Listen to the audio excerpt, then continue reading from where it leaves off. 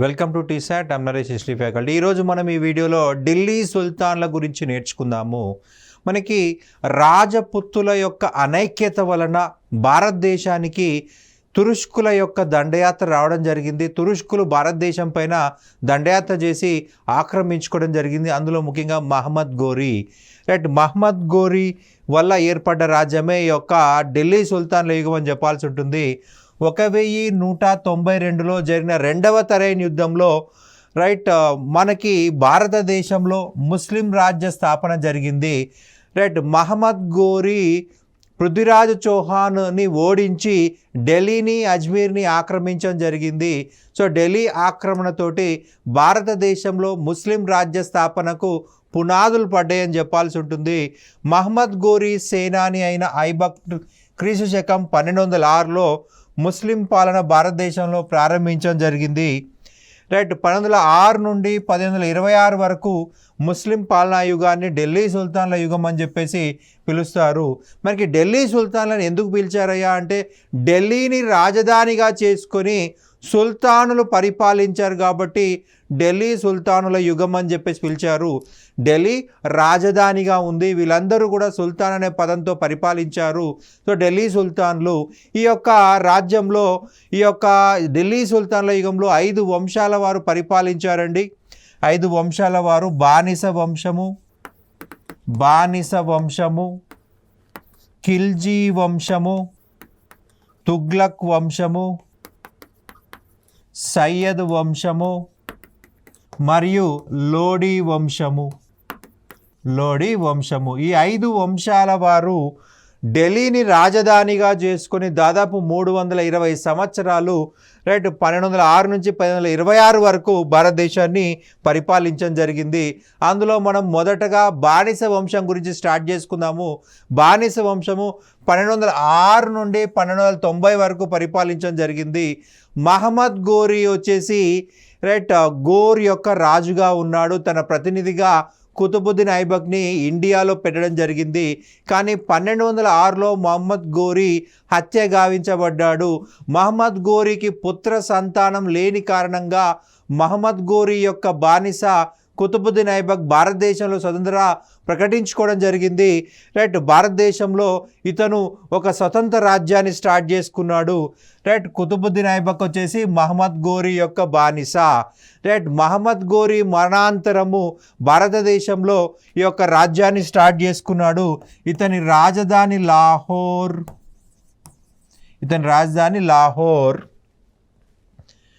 భారతదేశం పాలించిన మొదటి ముస్లిం వంశము బానిస వంశము.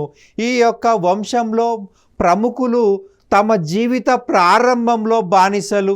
ముఖ్యంగా చూసినట్లయితే కుతుబుద్దీన్ ఐబక్, ఇల్తుత్మిష్, బాల్బన్ ఈ ముగ్గురు చాలా బలమైన వ్యక్తులు. ఈ బలమైన రాజులు వాళ్ళ జీవిత ప్రారంభంలో బానిసలు. తర్వాత కాలంలో యజమాని మరణాంతరము స్వేచ్ఛ లభించింది. సో అందుకే దీన్ని బానిస వంశం అని చెప్పేసి పిలవడం జరిగిందనమాట. మముల్క్ అని కూడా పిలవడం జరుగుతుంది. మముల్క్ అంటే స్వేచ్ఛగా జన్మించిన బానిస. అంటే వాళ్ళు జన్మించినప్పుడు బానిసలు కాదు, తర్వాత కాలంలో బానిసలు అయ్యారు. మముల్క్ అంటే స్వేచ్ఛగా జన్మించిన బానిస. ముందు వాళ్ళు స్వేచ్ఛగా ఉన్నారు, తర్వాత కాలంలో బానిసలు అయ్యారు, మళ్ళీ స్వేచ్ఛ లభించింది. మరి ఇంతకీ బానిస ఎలా అవుతారు అయ్యా అంటే సింపుల్. ఎవరైనా యుద్ధంలో ఓడిపోతే వాళ్ళను బానిస మార్కెట్లో అమ్మేస్తారు. కొనుక్కున్న వ్యక్తి కావాలంటే అతను స్వేచ్ఛ ఇవ్వచ్చు, లేదా యజమాని చనిపోతే స్వేచ్ఛ లభిస్తుంది, లేదా మనకి ఎవరైనా మహిళల ద్వారా ఎవరైనా బానిస మహిళలకి యజమాని ద్వారా పిల్లలు కలిగినట్లయితే వాళ్ళకు కూడా స్వేచ్ఛ లభిస్తుంది. కొన్ని సందర్భాల్లో ఎవరైనా కిడ్నాప్ చేసి బానిస మార్కెట్లో అమ్మేయచ్చు. అలా మనకి బానిసలు మారుతారనమాట. అది మధ్యయుగంలో సర్వసాధారణము. మనుషులని మార్కెట్లో పెట్టి అమ్ముతారనమాట. మనకి గ్లాడియేటర్ లాంటి సినిమాలు చూసినట్లయితే అందులో మనకి ఈ బానిస మార్కెట్లను చూపిస్తారు. స్వేచ్ఛా ప్రవర్త కలిగిన స్త్రీ పురుషులకు జన్మించిన శిశువు అని కూడా అర్థం వస్తుంది. ఇక మొదట చూసినట్లయితే కుతుబుద్దీన్ ఐబక్ ఇతను 1206 నుంచి 1210 మధ్య కాలంలో పాలించడం జరిగింది. ఐబక్ టర్కీలో జన్మించాడండి. ఐబక్ యొక్క తల్లి మరణించడం జరిగింది. సో అతని మామ దగ్గర పెరిగాడు. రైట్, మామ చనిపోగానే అతని మామ పిల్లలు ఇతన్ని కూడా బానిస మార్కెట్లో అమ్మేశారు. సో నిషాపూర్ కాజీ ఈ బానిసగా ఉన్నాడు. రైట్, నిషాపూర్ కాజీ ఇతన్ని బానిసగా ఉన్నప్పుడు కొనుక్కున్నాడనమాట. రైట్, ఇతని మామ పిల్లలు ఇతన్ని బానిస మార్కెట్లో అమ్మేస్తే ఈ నిషాపూర్ అనే ప్రాంతం చెందిన కాజీ అంటే మనకి జడ్జన్ అన్నమాట, న్యాయమూర్తి అని అనమాట, కొనుక్కున్నాడు. తర్వాత అతను చనిపోయిన తర్వాత మళ్ళీ బానిస మార్కెట్లో అమ్మబడ్డాడు. సో ఇతన్ని మహమ్మద్ గోరీ కొనుక్కున్నాడు. ఐబక్ అంటే చంద్రునికి ప్రభువు అని అర్థము. గోరీ యొక్క ఇతర సైన్యాధిపతులు చూసినట్లయితే తాజుద్దీన్ ఎల్డచ్, అలాగే నాసిరుద్దీన్ కుబాచా. రైట్, వీళ్ళిద్దరూ కూడా గోరీ యొక్క ఇతర బానిసలు అనమాట. రైట్, మహమ్మద్ గోరీ చనిపోయిన తర్వాత కుతుబుద్దీన్ ఐబక్ భారతదేశాన్ని తన అధీనంలో తీసుకుంటే, రైట్, తాజుద్దీన్ అనేవాడు గజనీ ప్రాంతాన్ని అధీనంలో తీసుకున్నాడు. నాసిరుద్దీన్ అనేవాడు సింధ్ అనే ప్రాంతాన్ని ఆక్యుపై చేసుకోవడం జరిగింది. భారతదేశంలో కలింజర్, బదౌన్, వారణాసి ప్రాంతాలను ఆక్రమించాడు. కుతుబుద్దీన్ ఐబక్ తన కుమార్తె అయినటువంటి ఇల్టుట్మిష్ అనే సేనానికి ఇచ్చి వివాహం జరిపించడం జరిగింది. రైట్, ఈ ఇల్టుట్మిష్ అనేవాడు రైట్ అనేక తిరుగుబాట్లను అణిచివేశాడు. అలాగే ఐబక్కి రైట్ అన్ని యుద్ధాల్లో సహకరించడం వల్ల తన కూతురునిచ్చి పెళ్లి చేయడం జరిగిందనమాట.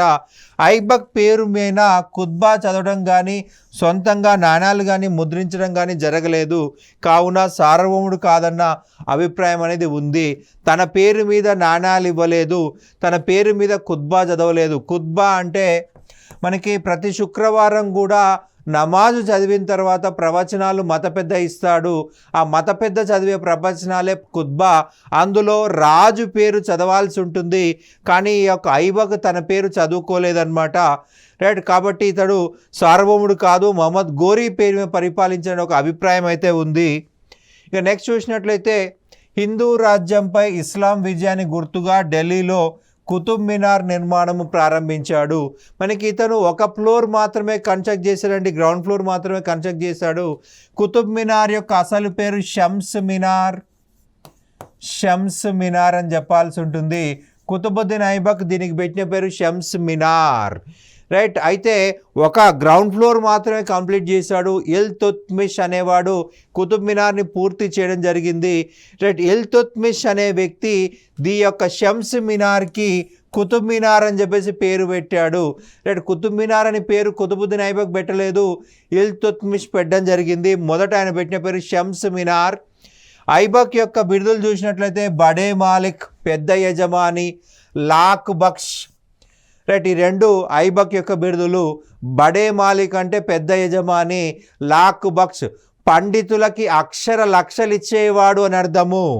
ఢిల్లీలో కువాతుల్ ఇస్లాం అనే మసీదు నిర్మించడం జరిగిందండి.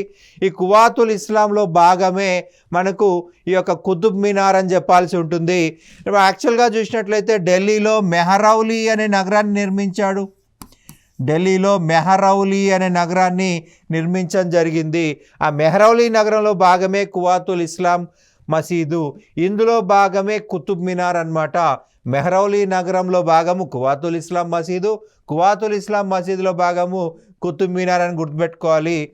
మనకి మెహరౌలీ అంటే ప్రస్తుతం కుతుబ్ మినార్ ఉన్న ప్రాంతమే మెహరౌలీ నగరం అన్నమాట ఢిల్లీలో. అజ్మీర్లో జైన దేవాలయాన్ని 2.5 రోజుల్లో మసీదుగా మార్చడం జరిగింది. అజ్మీర్లో ఒక జైన దేవాలయాన్ని 2.5 రోజుల్లో మసీదుగా మార్చడం జరిగింది. అర్హదీన్ కా జోన్ప్రా. రైట్, అర్హదీన్ కా జోన్ప్రా అంటే 2.5 రోజుల నిర్మాణము అని అర్థము. ఓకే, దీని మీనింగే 2.5 రోజుల నిర్మాణము. రైట్, ఒక జైన దేవాలయం అంటే అనేక విగ్రహాలు ఉన్నాయి, గంధర్వులు, కింపుర్లు. రైట్, అనేక మంది విగ్రహాలను కట్ చేసి మసీదుగా మార్చారు. మసీద్ ఎలా ఉంటుందండి, ప్లెయిన్గా ఉంటుంది. సో విగ్రహాలన్నీ పగలగొట్టేశారు. కట్టాలంటే టైం పడుతుంది, పగలగొట్టాలంటే టైం తొందర అయిపోతుంది. 2.5 రోజుల్లో ఒక జైన దేవాలయాన్ని అరై దిన్ కా జోప్రా అనే మసీదుగా మార్చడం జరిగింది. రైట్, ఈ గోడలపైన, ఈ అరై దిన్ కా జోప్రా గోడలపైన మనకి హరికేలి హరికేలి నాటకం యొక్క చిత్రాలు కనిపిస్తాయి.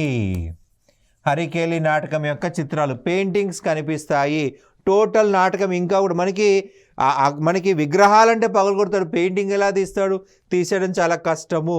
రైట్, హరికేలి నాటకం అనేది యొక్క దేవాలయం ఈ మసీదు గోడలపైన ఇంకా కూడా కనిపిస్తుంది. రైట్, తాజుల్ మాసిర్ గ్రంథ రచయిత హసన్ నిజామీ ఇతని ఆస్థానంలో ఉన్నాడు. తాజుల్ మాసిర్ అనే గ్రంథం రాసింది ఎవరయ్యా అంటే హసన్ నిజామీ అని చెప్పాల్సి ఉంటుంది. ఇతను ఐబక్ యొక్క ఆస్థానంలో ఉన్నాడు. మనకి ప్రధానంగా చూసినట్లయితే ఐబక్ నిరంతరం యుద్ధాలతో గడపాల్సి వచ్చింది. తాజుద్దీన్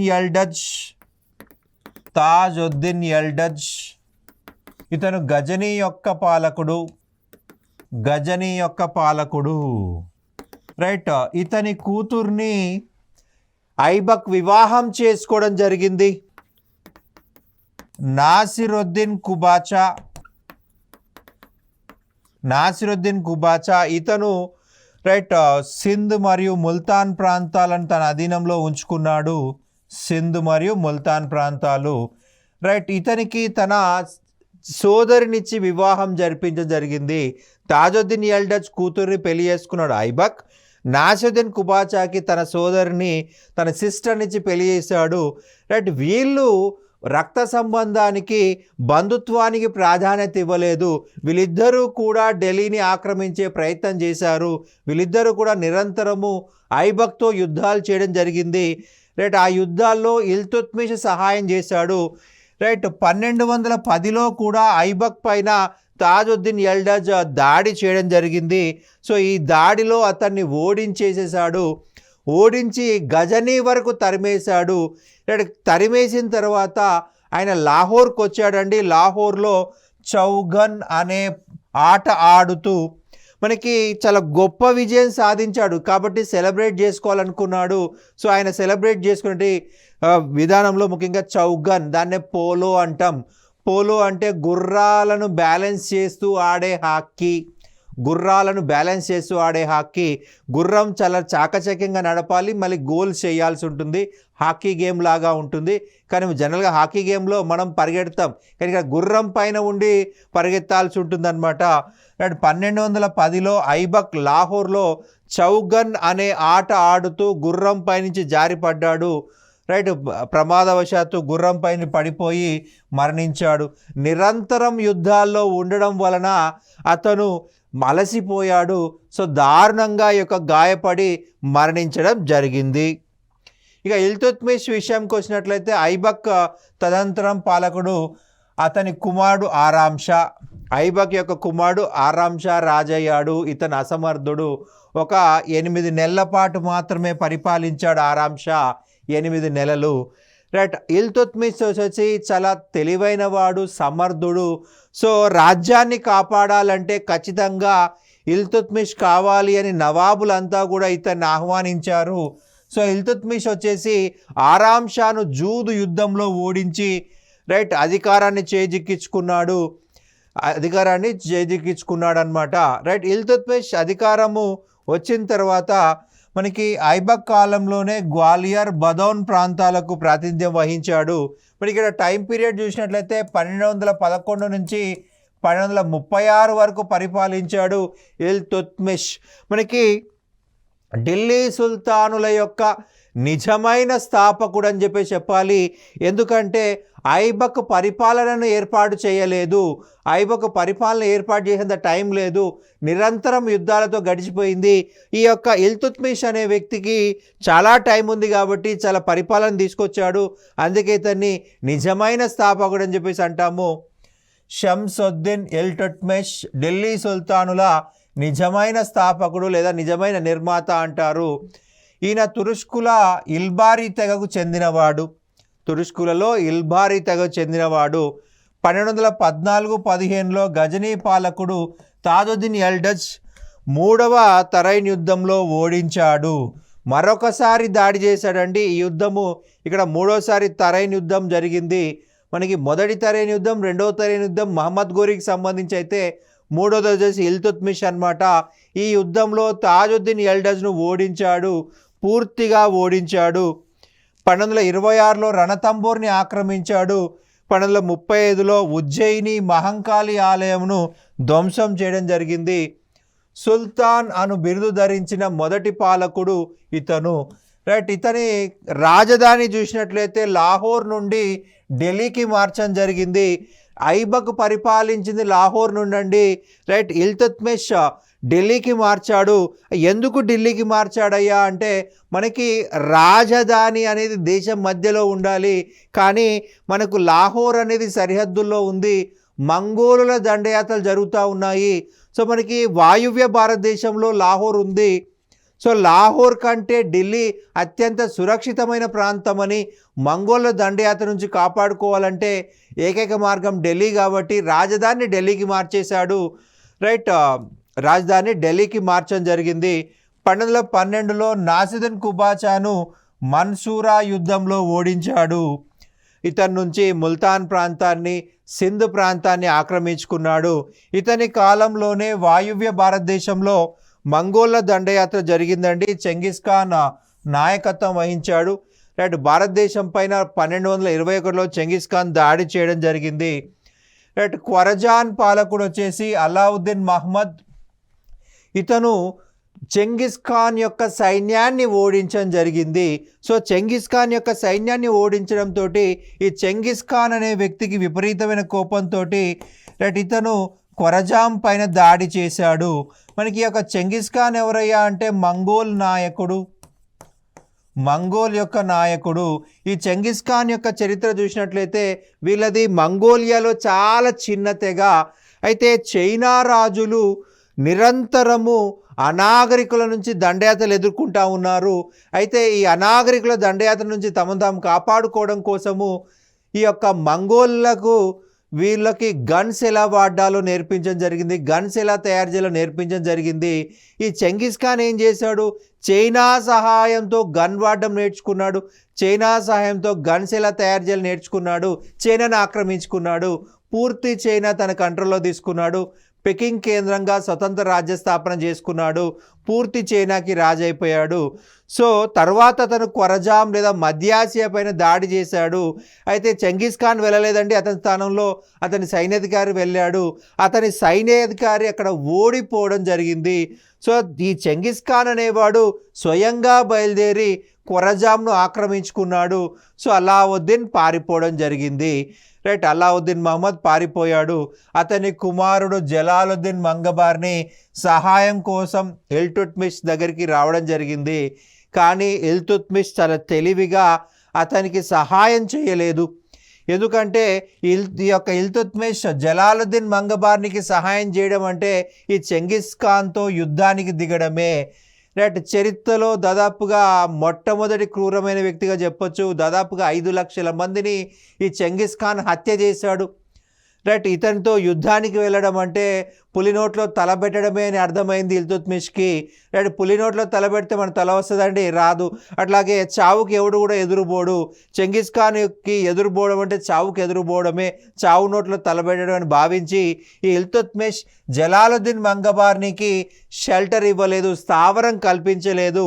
రైట్, జలాలుద్దీన్ మంగబార్నికి స్థావరం కల్పించకపోవడంతో అతను చాలా బాధతోటి ఇండియా నుంచి వెళ్ళిపోయాడు. సింధు నదిని దాటుతూ సింధు నదిలో పడి మరణించడం జరిగింది.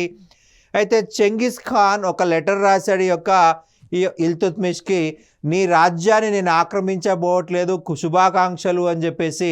రైట్, సో అతను చాలా సంతోషపడ్డాడు. ఎందుకంటే అప్పుడే ఏర్పడ్డ రాజ్యం ఇది, ఇల్తుత్మిష్ యొక్క రాజ్యము. రైట్, ఆ రాజ్యాన్ని తనను తాను కాపాడుకోవాలి కాబట్టి రైట్ అతను సహాయం చేయలేదన్నమాట.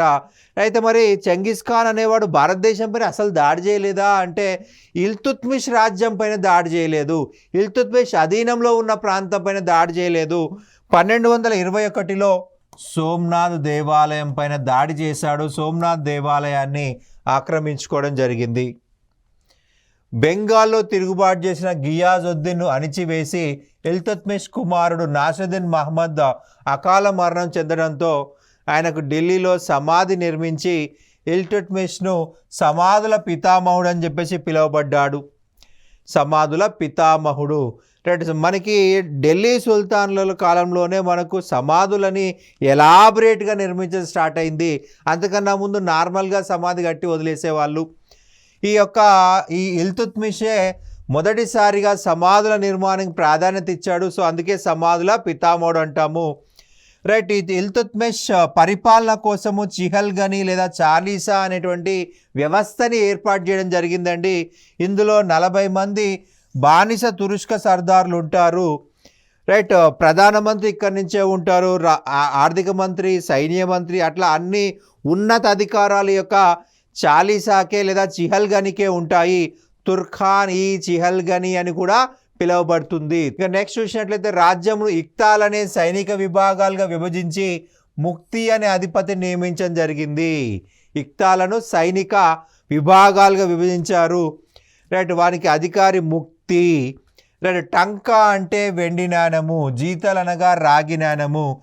రైట్. ఢిల్లీ సుల్తానుల చరిత్రలో తొలిసారిగా నాణాలను ప్రవేశపెట్టింది ఈ యొక్క ఇల్తుత్మిషే. మహమ్మద్ గోరీ కానీ కుతుబుద్దీన్ ఐబక్ కానీ వీళ్ళిద్దరూ కూడా నాణాలు ప్రవేశపెట్టలేదు, వాళ్ళకంత టైం లేదు. రైట్. ఇతను చాలా టైం ఉంది కాబట్టి ఇల్తుత్మిష్ నాణాలు ప్రవేశపెట్టాడు. టంకా వెండి నాణెము, జీతల్ రాగి నాణెము. ఒక టంకాకి 48 రాగి నాణాలు, ఒక వెండి టంకాకి 48 రాగి జీతళ్ళు, 48 రాగి జీతలని గుర్తుపెట్టుకోవాలి. రైట్. కుతుబ్ మినార్ని పూర్తి చేసిన వ్యక్తి ఇల్తుత్మిష్. కుతుబ్ మినార్ని పూర్తి చేసిన వ్యక్తి ఇల్తుత్మిష్. ఇల్తుత్మిష్ ఆరాధించినటువంటి సూఫీ సన్యాసి కుతుబుద్దీన్ బక్తియార్ కాకి పేరు మీద షమ్స్ మినార్ని కుతుబ్ మినార్గా మార్చడం జరిగింది. షమ్స్ మినార్ని కుతుబ్ మినార్గా మార్చడం జరిగింది. కుతుబుద్దీన్ బక్తియార్ కాకి పేరు మీద దీన్ని కుతుబ్ మినార్గా మార్చారు. అసలు పేరు వచ్చేసి షమ్స్ మినార్. ఎవరు కట్టారు? కుతుబుద్దీన్ ఐబక్. ఒక ఫ్లోర్ కంప్లీట్ చేస్తే మిగిలిన 3 ఫ్లోర్సు రైట్ మనకి ఇల్తుత్మిష్ నిర్మించడం జరిగింది. రైట్. కుతుబ్ మినార్ యొక్క ఎత్తు 242 అడుగులు, మొత్తం 4 అంతస్తులుగా నిర్మించబడింది. మనకి 72.4 మీటర్లు. మీటర్లలో అడిగితే 72.4 మీటర్లు, అడుగుల్లో అడిగితే 242 అడుగులు. రైట్. 2 రకాలుగా మనకి ఎగ్జామ్లో అడగొచ్చు. రైట్. 4 అంతస్తులు కట్టారండి. అయితే ఫిరోజ్ షా తుగ్లక్ కాలంలో పిడుగుబడి 4వ అంతస్తు నాశనం అయిపోయింది. సో ఫిరోజ్ షా తుగ్లక్ ఏం చేశాడంటే ఆ యొక్క పిడుగుబడిన ప్రాంతాన్ని క్లియర్ చేసి 4వ అంతస్తు 5వ అంతస్తు కూడా కట్టాడు. మొదటి 4 అంతస్తులేమో ఎర్రటి ఇసుకరాయితో కట్టారు. ఎర్రని ఇసుకరాయితో నిర్మించడం జరిగింది. రైట్. 5వ అంతస్తు వచ్చేసి తెల్లని పాలరాయితో నిర్మించడం జరిగింది. తెల్లని పాలరాయితో నిర్మించారు 5వ అంతస్తు. పైన 4 అంతస్తులేమో ఎర్రని ఇసుకరాయితో నిర్మించడం జరిగింది.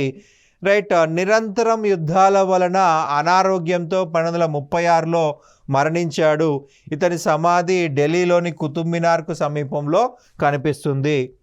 ఇక నెక్స్ట్ చూసినట్లయితే ఇల్తుత్మిష్ కాలంలోనే అతని కుమారుడు నాసిరుద్దీన్ మహమ్మద్ చనిపోయాడు. నాసిరుద్దీన్ మహమ్మద్ అత్యంత సమర్థుడు, ఇల్తుత్మిష్ లక్షణాలు ఉన్నవాడు. కానీ దురదృష్టం ఏంటంటే తండ్రి కంటే ముందే మరణించాడు. సో మిగిలిన వాళ్ళు అసమర్థులు. రైట్. తాగుబోతులు, తిరుగుబోతులు. రైట్. దానివలన అతనికి అసంతృప్తి ఉంది. సో తన కుమారుల బదులు తన కుమార్తె నుండి రజియాని రాజు చేయాలనుకున్నారు. కానీ రుక్ముద్దీన్ ఫిరోజ్ అనేటువంటి వ్యక్తి రాజు కావడం జరిగింది. ఇల్తుత్మిష్ యొక్క కుమారుడు రుక్ముద్దీన్ ఫిరోజ్. మొదటి కుమారుడు నాసిరుద్దీన్ మహమ్మద్ చనిపోయాడు. అతడు అత్యంత సమర్థుడు, గొప్పవాడు. కానీ అతను రాజు కంటే ముందే చనిపోయాడు. సో రుక్ముద్దీన్ ఫిరోజ్ అనే అసమర్థుడు, తాగుబోతు, రైట్, పరిపాలన పట్టించుకొని వాడు రాజయ్యాడు. సో ఇతని టైంలో, రుక్ముద్దీన్ ఫిరోజ్ టైంలో అన్ని అధికారాలను తల్లి షాతుర్ఖాన్ అనుభవించడం జరిగింది. షాతుర్ఖాన్ ఒక రాజప్రతినిధిగా, రాజమాతగా ఉంటూ రైట్ ఆమె చాలా పరిపాలన చేసింది. అయితే ప్రజలు ఎవరు కూడా ఈమె పరిపాలన అంగీకరించలేదు. ఈమె పరిపాలన అంటే విరక్తి ఏర్పడింది. రైట్. ఇల్తుత్మిష్ యొక్క వారసురాలుగా మనకి రజియాని గుర్తించడం జరిగింది ఇల్తుత్మిష్. అయితే ఎవరు కూడా రజియాకి యాక్సెప్ట్ చేయలేదు. రజియా చాలా తెలివైనది, సమర్థురాలు. రైట్.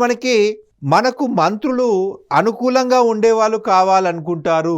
అయితే ఇక్కడ రాజులు చూసినట్లయితే రాజు అసమర్థుడుగా ఉంటేనే మంత్రుల మాట చెల్లుబాటు అవుతుంది. మంత్రులని మనం ఎట్లా అంటే అట్లా ఆడించుకోవచ్చు. అయితే ఇక్కడ రజియా అయితే అలా కుదరదు కాబట్టి ఈ యొక్క రుక్నుద్దీన్ ఫిరోజ్కి సపోర్ట్ చేశారు. కానీ ప్రజలు తిరుగుబాటు చేయడం జరిగింది షా తుర్ఖాన్కి వ్యతిరేకంగా. ఈమె అత్యంత క్రూరురాలు. ప్రతి చిన్న విషయానికి దారుణమైన పనిష్మెంట్లు వేసేది.